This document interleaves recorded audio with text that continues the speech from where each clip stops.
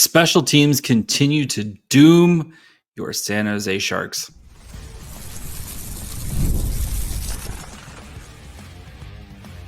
You're Locked On Sharks, your daily podcast on the San Jose Sharks, part of the Locked On Podcast Network, your team every day. Hello, welcome to Locked On Sharks, the premier hockey podcast covering your favorite team in the Bay Area. My name is JD Young, caretaker at the Reef, also the co-host of Locked On NHL. I want to thank you for making Locked On Sharks your first listen, proudly part of the Locked On Network. We cover your team every day. And if you want to be an everyday, all you have to do is just follow wherever you get podcasts, or you can watch on YouTube as well. And today we're going to be talking about the Sharks 4-2 overtime, or not overtime, 4-2 loss to the Edmonton Oilers. How these special teams continue to cost the San Jose Sharks games. Dig into the numbers behind that game. Plus, your very own San Jose Barracuda have clinched a playoff berth in the AHL after a dominant third period where they beat the Ontario Reign 4-1. So before we get to all that, do want to let you guys know that today's episode is brought to you by FanDuel. Right now, new FanDuel customers can get $250 in bonus bets if your first $5 bet wins. All right. Let's start with the Sharks Oilers game. So the big thing in that game is the special teams continue to struggle, right? And we've seen the penalty kill in particular, just fall off a cliff lately, right? And the Sharks lost 4-2 tonight in a game where they gave up two penalty kills or two power play goals to the Oilers. And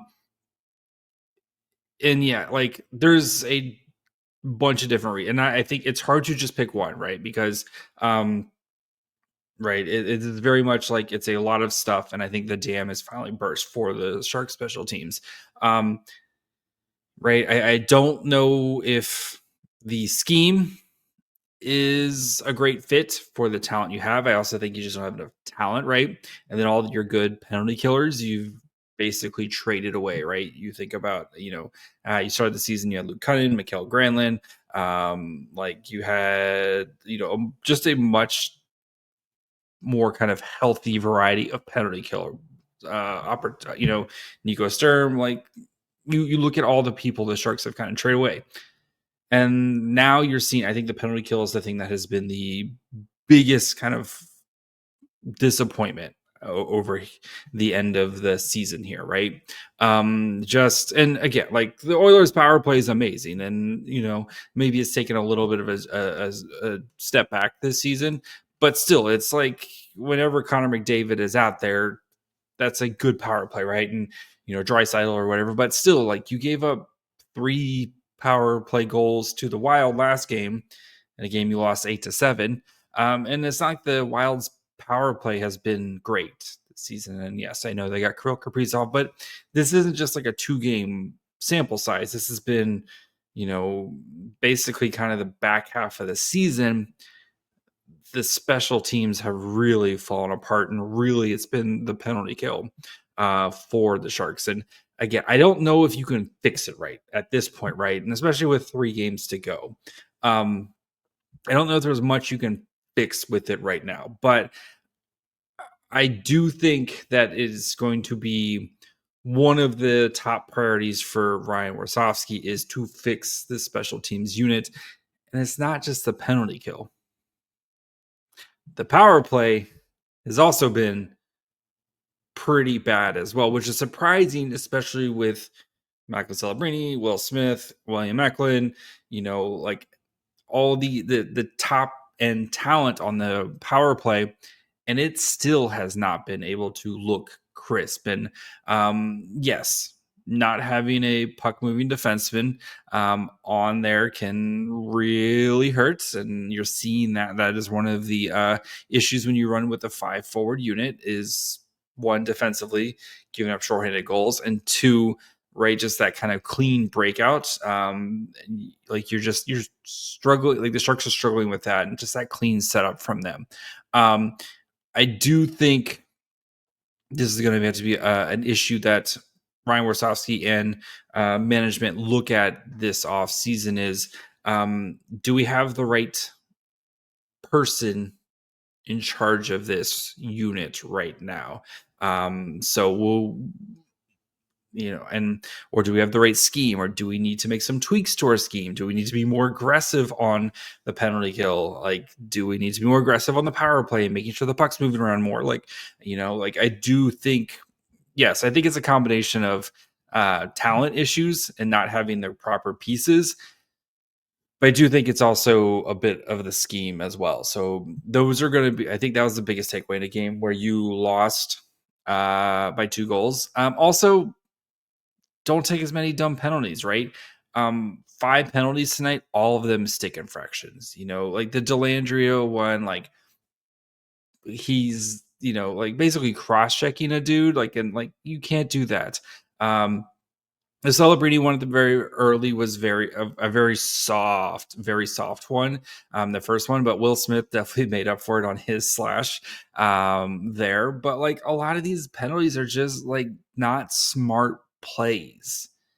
And how many times is Delandria taking a dumb penalty, or how many times is Lucas Carlson taking a dumb penalty? And that is one of the things that I think you're really going to have to try to fix and hone on this offseason and going into next season is this special teams. Just you can't take dumb penalties, right? And that does come down to coaching. You can't take dumb penalties and holding guys accountable for taking dumb penalties. And 2, just it has to be the special teams has to be a better unit. And I think this offseason will hopefully fix the talent issue with that. Go get a puck moving defenseman, et cetera, et cetera. Go get some better penalty kill pieces.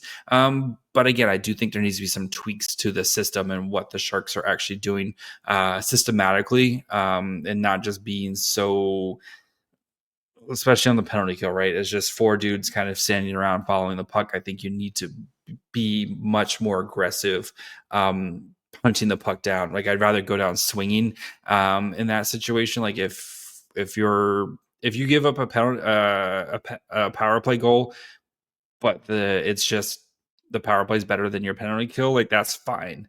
But if you're out there like trying to be aggressive and trying to shut things down, et cetera, and like making the power play unit have to make quick decisions instead of what we see now, where it's just kind of 4 dudes, it's just a kind of a diamond rotating around towards the puck that's something I think the Sharks definitely need to do. Good news though from tonight is now the Sharks' tragic number is 1. So, just as a reminder, basically, if the Blackhawks get 1 point or the Sharks don't win, like the Sharks basically don't win any game the rest of the year, it's this thing's over. Like the Sharks will have clinched the number 1 odds. So Tankathon as of right now, Sharks 79 games played, 51 points, 14 regulation wins, 8 straight losses. They managing to thread the needle of tanking, yet the vibes are still good. Congratulations, Mike Greer. Just masterful way to do it this season. Blackhawks 79 games played, 56 points. So again, there is 3 games left, right? Games 80, 81, 82. There's a 5-point difference. So Sharks would have to go. Sharks would have to win all 3 games outright, and Chicago cannot get a point for this to for the Sharks to give up their number 1 seed, the number 1 spot, or at least number 1 odds. So we are right on the precipice of locking this bad boy up right now. So, and just as a reminder, even if they end up in a tie with points, the Sharks have the first tiebreaker, which is regulation wins. 14 regulation wins for the Sharks, 20 for the Chicago Blackhawks. Kids, we are almost there. Almost lock this bad boy up. Get those first odds. And as a reminder, if you have the first pick of the draft, the furthest you can fall down is to number 3. So feeling really good about our chances here of landing either Michael Misa or Matthew Schaefer. Like the Sharks are going to be in a really prime opportunity to get one of those two guys on their roster here really soon. So we're going to continue to talk about this Sharks game. We'll look at this game, especially the 5-on-5, talk about the Wenberg to Foley Eklund line and struggles that they've had, especially with some of the injuries. Of course, talk about Celebrini and Will Smith, continue to do Celebrini and Will Smith things. So we'll get to all that here in just 1 second. The NBA playoffs are almost here, and FanDuel is giving new customers an incredible way to get in on the action right now. When you join FanDuel and place your first $5 bet, you'll get $250 in bonus bets if your first bet wins. I love how FanDuel makes betting super easy, whether it's picking my favorite team, go Warriors, or diving into player props, Steph Curry hitting threes. What else could you ask for? FanDuel's so many favorite ways to bet on your favorite player props. If you had like AD getting a bajillion, I think he almost had a quadruple double tonight. Like he was really close. If you thought AD was going to go out tonight, you're probably feeling really good about yourself. Plus, after the game tips off, you can even combine live prop bets into a same game parlay for a chance to win big. Don't miss out. Head to FanDuel.com and claim your $250 in bonus bets today. All right, before we finish up, do of course want to thank you guys for making Locked On Sharks your first listen. If you haven't yet, perfect time to subscribe as we have Barracuda playoff coverage. Like we will be covering the CUDA hardcore for the playoffs here. Of course, with the off season on the horizon, we have plenty of cap money to try to spend. We have a potential top 3 pick in the draft, most likely potential top 2, or even the first pick in the draft to try to figure out. Plenty of great stuff to cover here with the Sharks as we are in super exciting times with San Jose. So make sure you are following along wherever you get podcasts. And of course, you can watch on YouTube as well. All right, let's dig into the numbers of this game. First of all, Connor McDavid. If you watch my preview, I feel like I nailed this one kind of. I thought it was going to be a close game. I had a 4-2 prediction. Feel pretty good about that.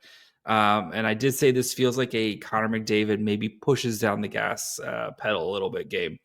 He had 4 assists tonight on the Edmonton Oilers, 4 goals. And that is 100%. Like he had a point on 100% of the Oilers goals tonight. He's pretty good. Last time I checked, pretty good. So back to the 5-on-5.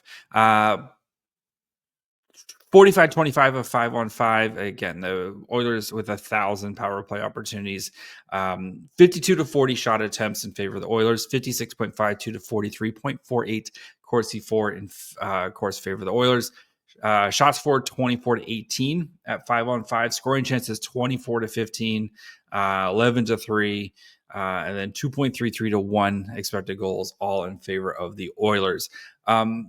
Credit to the Sharks, especially the second period where it looked like things were going to get ugly quickly.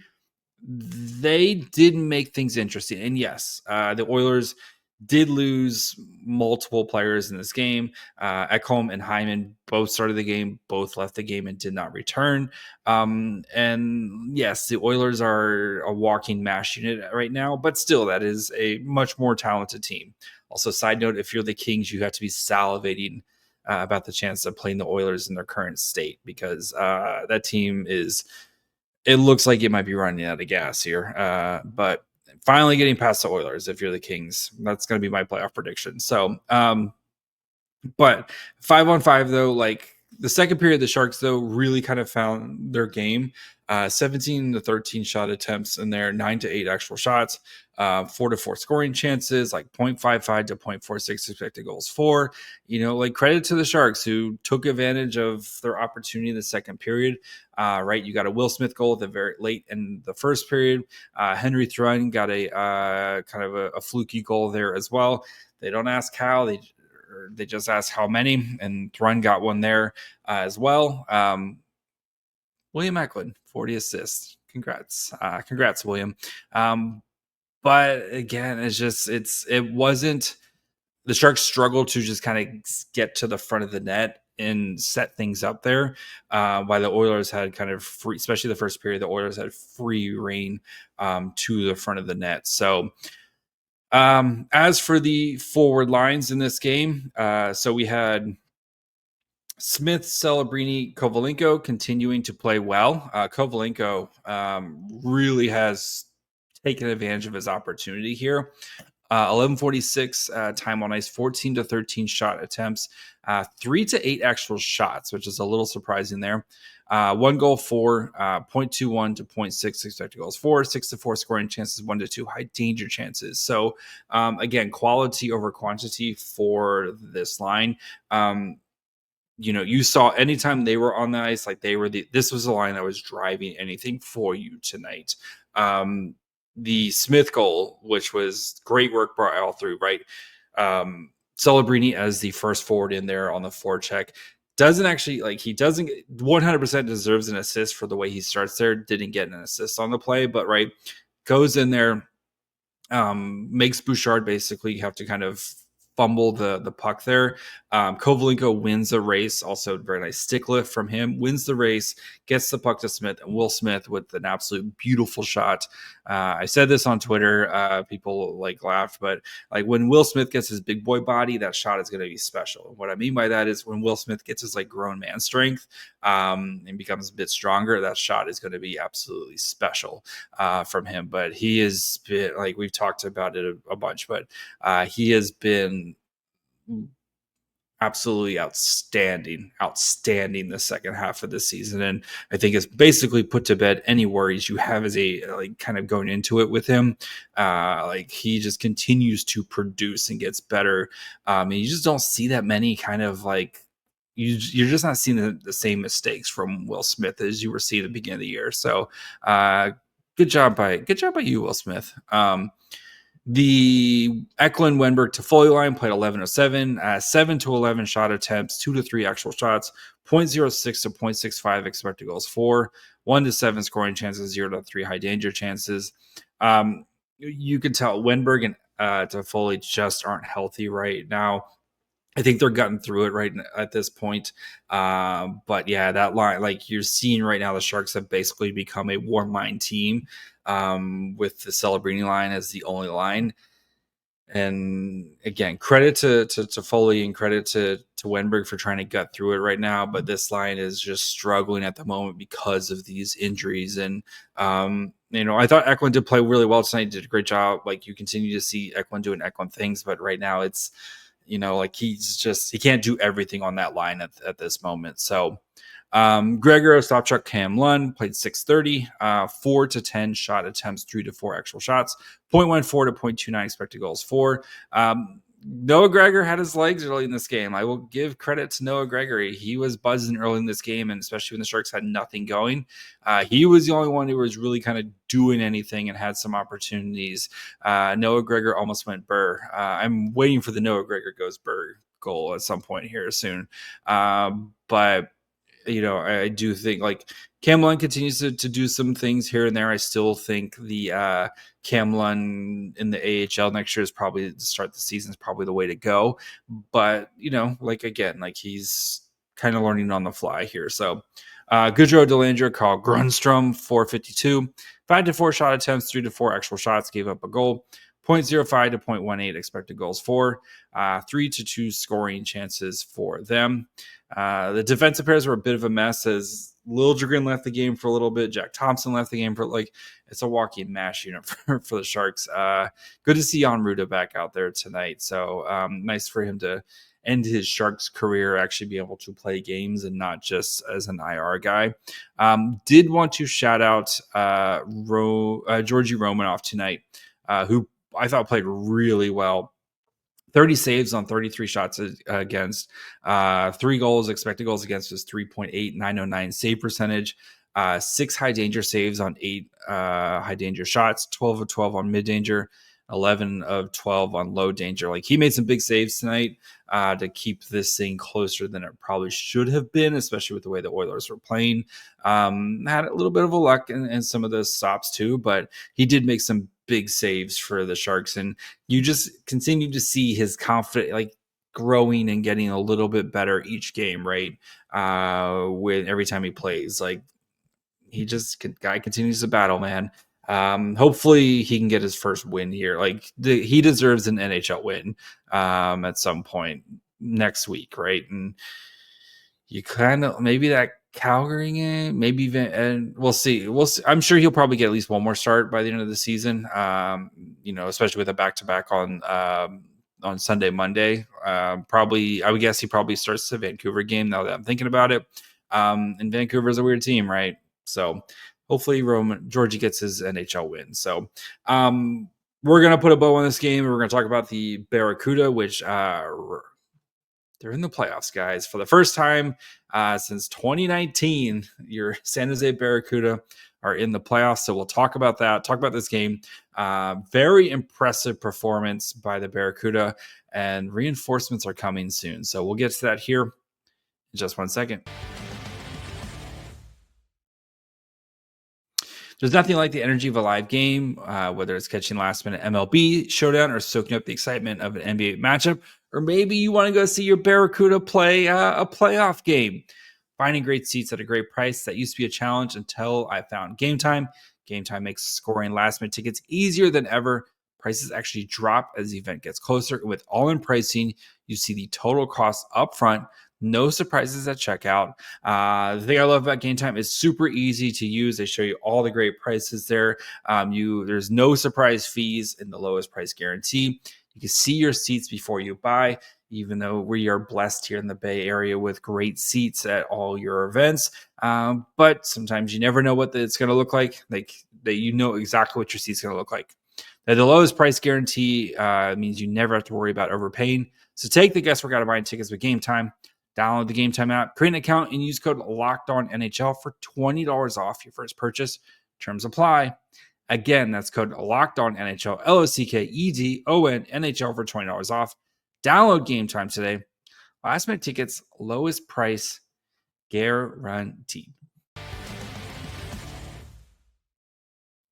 All right, guys, before we get into the Barracuda, do, of course, want to thank you guys for making Locked On Sharks your first listen.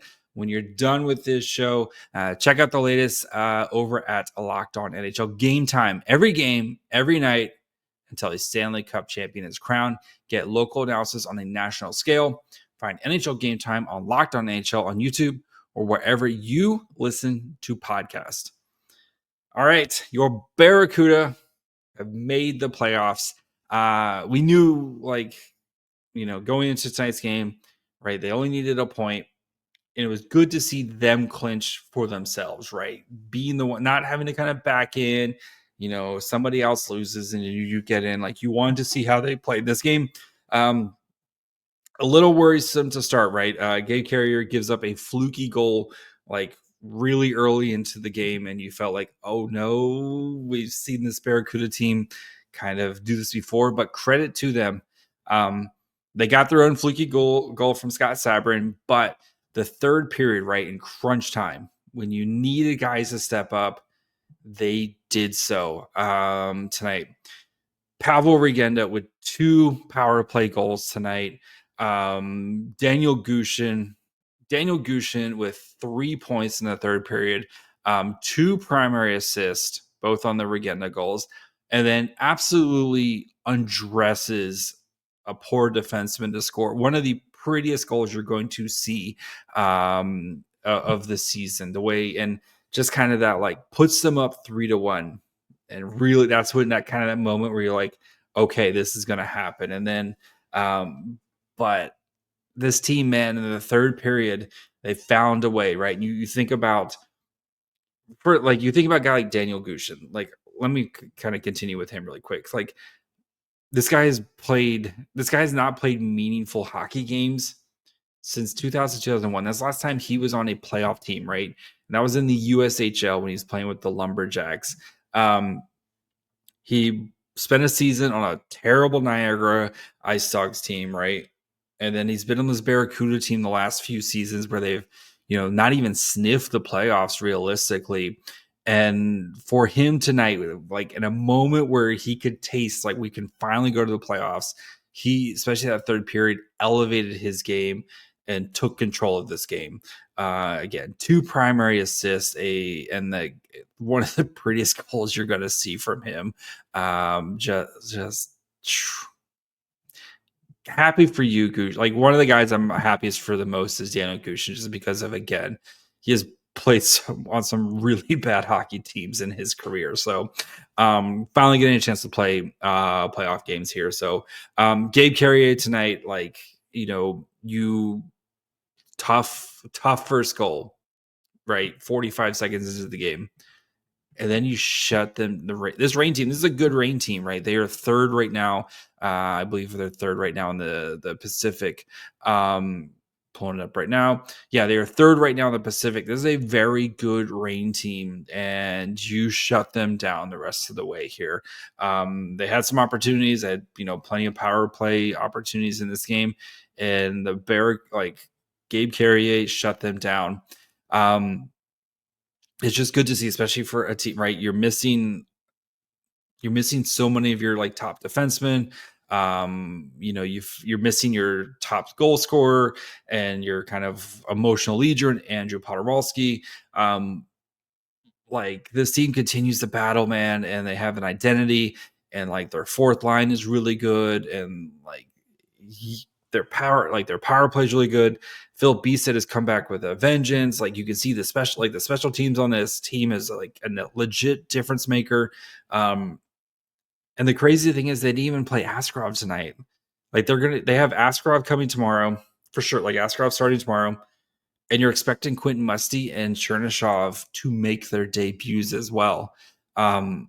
Plus, you're getting reinforcements from the Sharks here at some point. Like, there is a legit, like, this Barracuda team has a legitimate chance to make some noise here in the playoffs. So just really good, really happy for this team, because again, like, they started the season on fire. They dealt with some, just kind of the middle, once Askarov left, right, and got hurt, or once he got caught up and then he got hurt, this team definitely kind of went through a transition.